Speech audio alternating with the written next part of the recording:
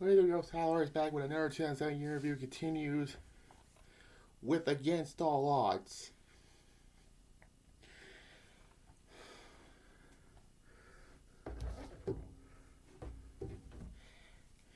Okay. February 11th in the Impact Zone in Orlando, Florida. What else?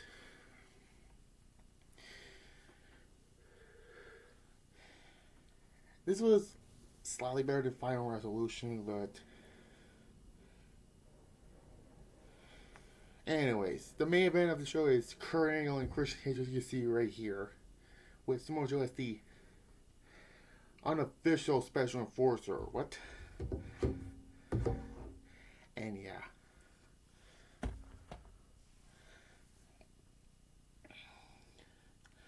You have one of the Sting and Abyss feud continues. This time it's a. When I get to it, Sting revealed that Abyss's father is James Mitchell, and I use quotation because I don't think they really are related to each other, but Abyss guy James Mitchell came out of nowhere and put fire in Sting's eyes, and then yeah.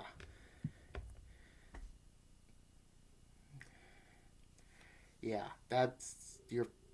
And then they set up this prison yard match. And by the way, Abyss was wearing a red mask this time, not his usual mask. That Sting wearing it when I get to that matchup. You already know, I don't like this feud to begin with.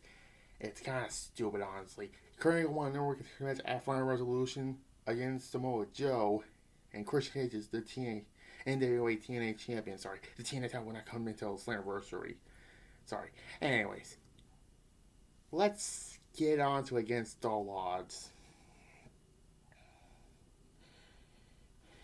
LAX defeats Team 3D in a Little Italy street fight. Yeah, TNA came up with these ridiculous matches. Little Italy street fight. Next up with the Ghetto Brawl, and then that electrifying cage match at Lockdown, which I'll get to it. It was a fun street fight. It's better than the Final Resolution street fight. And, of course, typical TNA, it is an interference, and LAX wins. 6 out of 10. Next up, we have Shenzi defeating Austin Starr in a confused ending, because Austin was going for, or Austin Aries, whatever you're calling, gets Shenzi in the crossface wing. Referee counts 1, 2. His Austin Starr's shoulder was up, and the rest still counted to 3.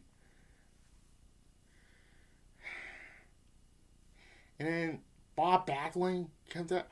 I didn't know he was in TNA at this time. I didn't watch that much heavily as like 06. Yeah. Clusterfuck, a 4 out of 10. Let me get this match. One of the worst matches of the night. Christain defeats the big, fat, oily guy in a tuxedo match. Died. This match was terrible. What the fuck?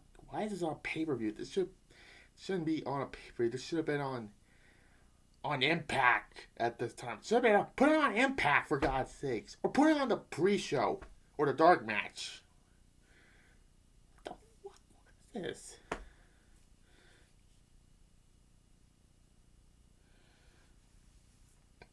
Next, Lantoy defeats Dave Torberg in a base brawl match. The second base brawl match and last one, I think.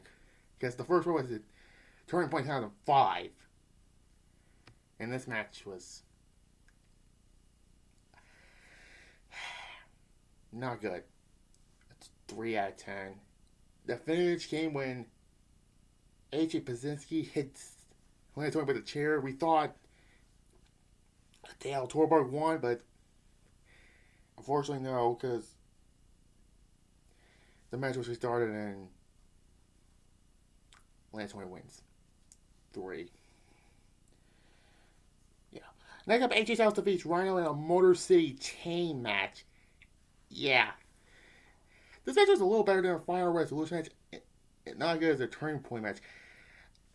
This match was a little better, but you can't touch all 6 corners because you had to win it by pinfall, and the finish was terrible. I mean, Rhino goes through the tail and just wins with that. By the way, there's a key on one side and a big boss man nightstick on the other side. 2 poles on it. Yeah.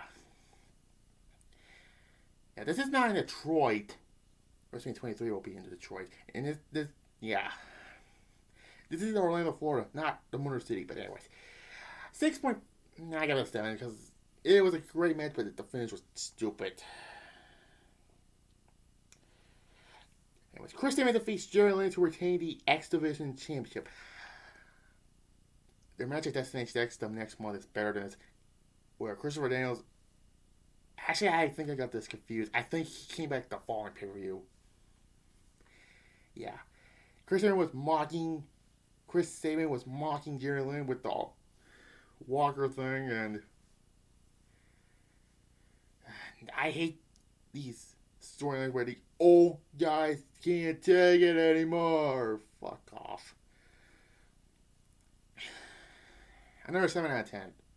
I think the Destination match was better than this. Anyways, then we get the oh no, wait, never mind. We got James Storm and Jacqueline defeating Pete Williams and Yellow Kim in a mixed tag match. This was okay. It's a 6 out of 10. And Chris Harris came out with the patch like he's freaking a pirate. Well, technically he got his eye. He hit with a bottle in storyline wise. Unfortunately, Chris Harris will not get his first match back till Lockdown. And Chris Harris, we hadn't seen him since Turning Point 2006 in that flag match. And, okay. Yeah. Jacqueline DDT's reached hurls, which is kind of funny. It's 6 out of 10. Okay, now, oh boy. Sting defeated Biz in a prison yard match. What's a prison yard match? What, you gotta get out of jail? No. They gimmicked it, barbed wire around the post. The way you win this match is that, the Kingdom Mountain penalty box, you have to throw your opponent in that match, and it's a little better than their Genesis match. Their Destination X is bad. Can you tell me which feud is worse, Abyss or Vampiro? I say Abyss because Sting and Abyss, they had a fucking Human Torch match! And Sting doubled and then fly off the fucking plane drawing. Okay. 4.5 out of 10. It was a little better than the Genesis match, I gotta say, from 2006. But, it's still a terrible feud. Okay. Yeah, Sting was wearing Abyss's old mask. Abyss wearing his new mask. Yeah. When I get to Destination X and that last Rise match. Oh god. Main event, Christian Cage defeats Kurt Angle to retain the NWA TNA World title with Samoa Joe as the unofficial special enforcer.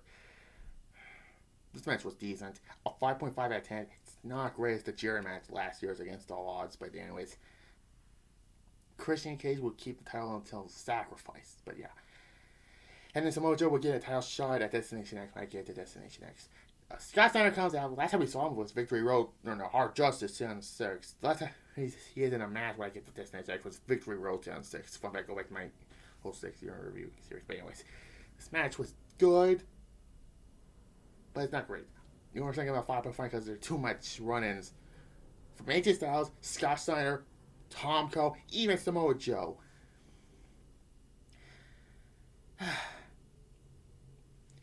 So yeah, Christian Cage would retain the title thanks to referee intros gets bombed. Christian gets the pipe, hit Angle, unprettier for the 3. Yeah, this is the second time Kurt Angle lost on a TNA pay-per-view. The first time was at Turning Point. I almost said Genesis, but he won that. Turning Point against Samoa Joe. So yeah. Kurt Angle when I went to Titletown Slammiversary 10-6. Technically sacrificed, but the fans don't finish. But overall, I give the show a 6.5 out of 10. So, it's a decent preview. I can recommend it. Skip that some matches on, but yeah, whatever. Coming up on the 2007 year-end review continues, and this time it's a little longer, but anyways. With No Way Out, your WrestleMania 23 rematches between WrestleMania 23 main events between Batista and The Undertaker versus John Cena and Shawn Michaels. Again, it's supposed to be Triple H, but he got hurt. You already know. Royal Champion Batista and WWE Champion John Cena, by the way. And John Cena's team with his WrestleMania 23 opponent, Shawn Michaels. Batista's going to team up with his WrestleMania 23 opponent, The Undertaker, who won the Royal Rumble. And Destination X, where we see Christian Cage versus Samoa Joe this time. And, yeah. So, catch you tonight for No Way Out, the final SmackDown brand pay-per-view until 9 years later. See you later.